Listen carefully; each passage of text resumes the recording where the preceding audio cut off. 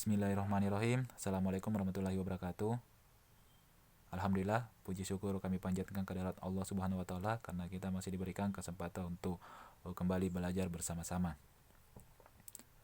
Pada video kali ini kita akan membahas materi selanjutnya, yaitu bahaya penularan dan pencegahan HIV AIDS. Pengertian yang pertama itu pengertian HIV dan AIDS. HIV adalah virus penyebab penyakit AIDS. Apa itu HIV?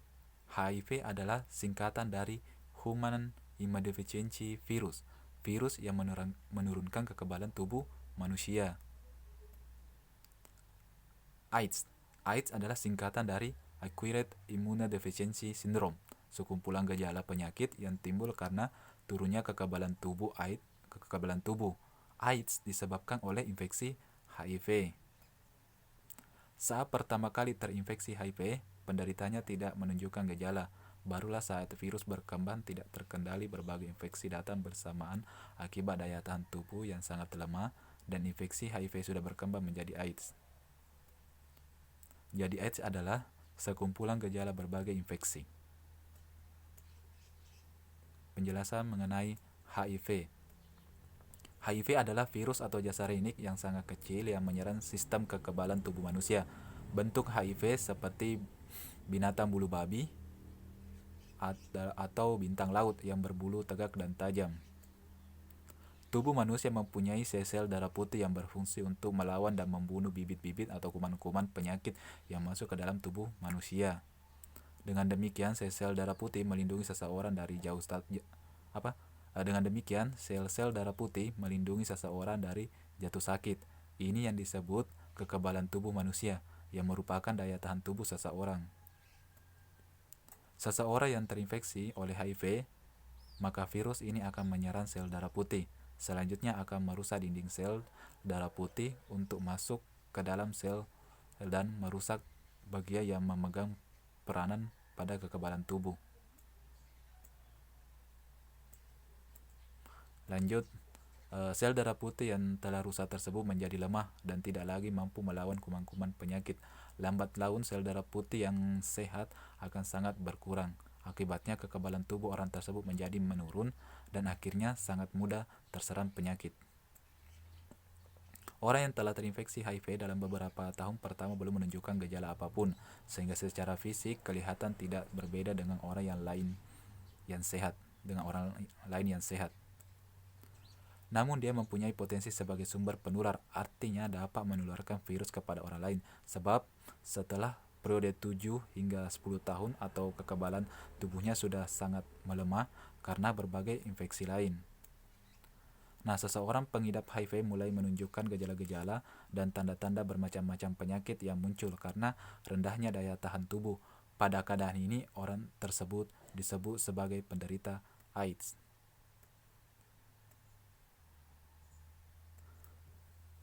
Sekarang kita masuk di penjelasan AIDS. AIDS singkatan dari Acquired Immunodeficiency Syndrome.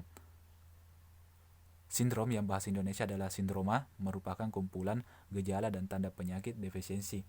Dalam bahasa Indonesia berarti kekurangan imun yang artinya kekebalan. Acquired yang artinya diperoleh atau didapat. Dalam hal ini diperoleh mempunyai pengertian bahwa AIDS bukan penyakit turunan. Seseorang penderita AIDS bukan karena keturunan dari penderita AIDS, tetapi karena terjangkit atau terinfeksi virus penyebab AIDS. Oleh karena itu, AIDS dapat diartikan sebagai kumpulan tanda dan gejala penyakit akibat hilangnya atau menurunnya sistem kekebalan tubuh seseorang. AIDS merupakan fase terminal akhir dari fase ini. Tanda-tanda infeksi HIV AIDS ada 7. Yang pertama yaitu demam berulang. Gejala ini sama dengan demam pada umumnya, yaitu suhu tubuh 38-40 derajat. Selain itu, demam disertai gejala seperti kelelahan, kelenjar, getah bening, dan sakit tenggorokan. Nyeri otot di sini berbeda dengan pegal-pegal akibat kelelahan setelah melakukan aktivitas fisik. Penderita infeksi HIV akan mengalami nyeri otot dan kelelahan akibat serangan di HIV tahap awal. Ruam kulit. Ciri-ciri ini memang tidak selalu ada, dan kemunculannya sering diabaikan karena ruang yang muncul samar-samar, tidak seperti penyakit campak yang terlihat jelas. Yang keempat itu penurunan berat badan. Penurunan sistem kekebalan tubuh akibat infeksi HIV bisa menyebabkan gejala infeksi yang berdampak pada penurunan berat badan.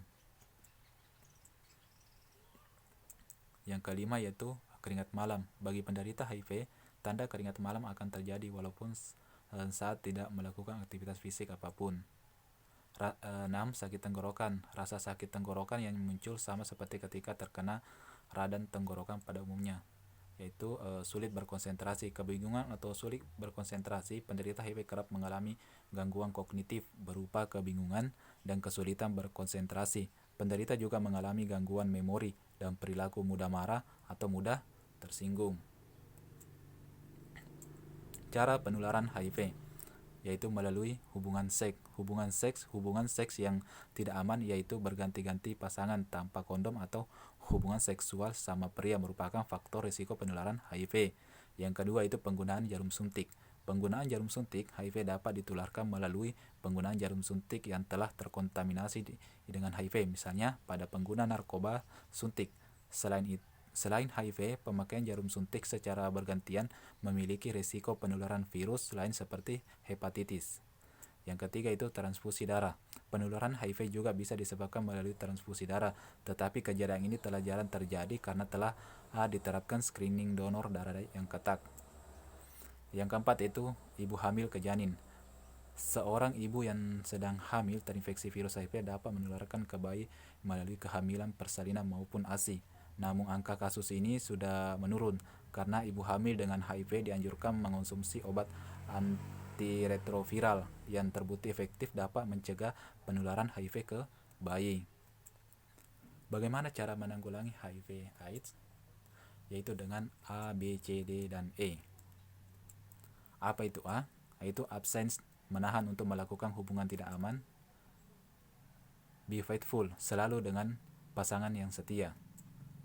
C. Kondom, yaitu menggunakan kondom atau pengaman. Jadi mudah-mudahan ini tidak dilakukan karena ini akan berakibat fatal bagi kalian, terutama bagi kalian yang para remaja. Dan don't drug, dan hindari jarum suntik tidak steril. Yaitu edukasi penting untuk menyelamatkan generasi penerus. Dan terakhir satu lagi yaitu selalu serahkan sama Allah. Terus gejala penularan HIV/AIDS.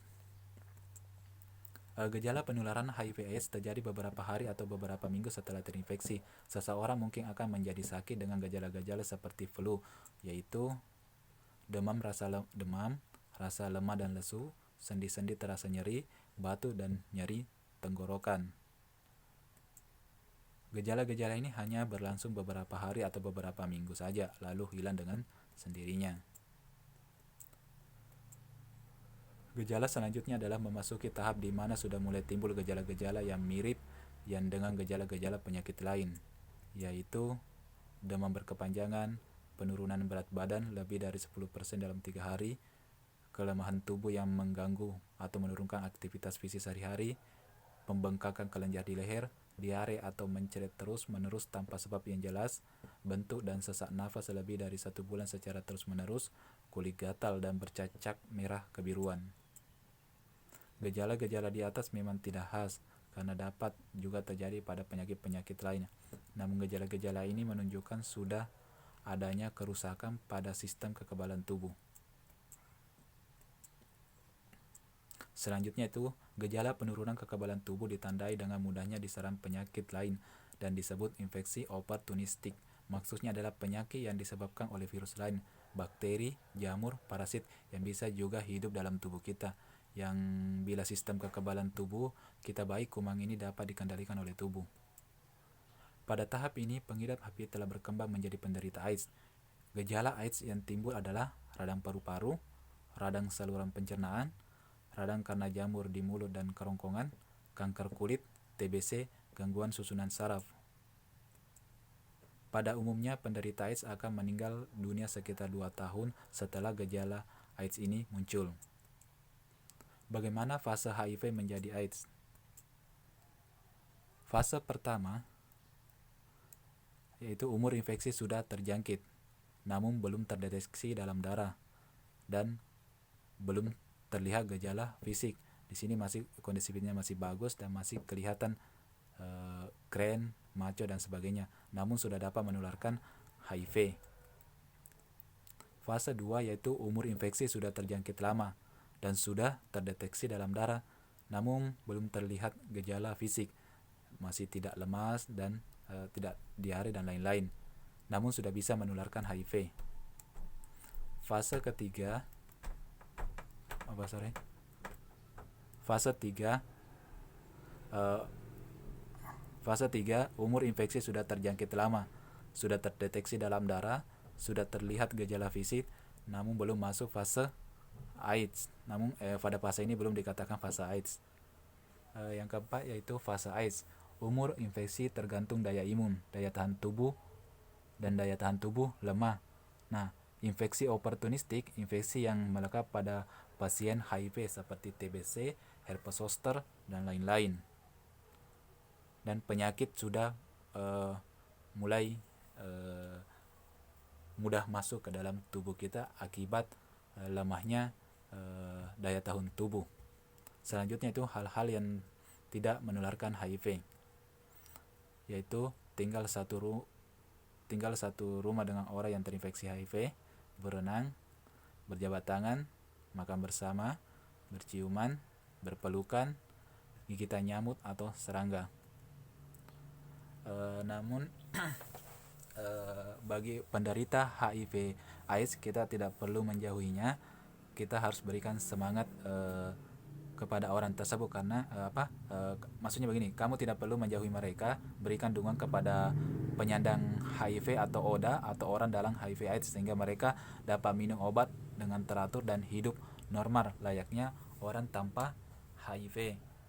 Mungkin pada video kali ini sampai di sini dan mudah-mudahan bisa dipahami apa yang saya sampaikan dan dapat bermanfaat. Saya akhiri dengan ucapan Assalamualaikum warahmatullahi wabarakatuh. Salam olahraga.